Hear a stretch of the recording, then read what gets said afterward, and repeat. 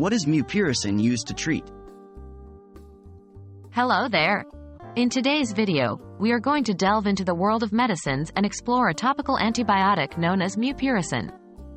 If you've ever had a skin infection, you may be familiar with this medication. So, let's get started. What is mupirocin? Mupirocin is an antibiotic that is used to treat a variety of bacterial skin infections. It works by inhibiting the growth of bacteria on your skin. But wait, how exactly does it work? Well, let's look at that in our next section. How does mupirocin work? Mupirocin works by stopping bacteria from making essential proteins. These proteins are crucial for the bacteria's survival, and without them, the bacteria cannot grow and multiply.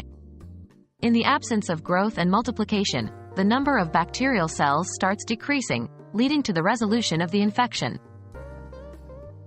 What is mupirocin used to treat? This brings us to the main question. What is mupirocin used to treat? Mupirocin is most commonly used to treat skin infections such as impetigo, a contagious bacterial skin infection often seen in children. It's also used for secondary skin infections like infected wounds or eczema. In some cases, it can be used inside the nose to eliminate Staphylococcus aureus bacteria, which can cause skin infections. However, it's important to note that mupirocin is not effective against fungal or viral infections. How to use mupirocin? Applying mupirocin is easy. It is often applied to the affected area 3 times a day or as directed by your healthcare provider. Before application, clean and dry the affected skin area.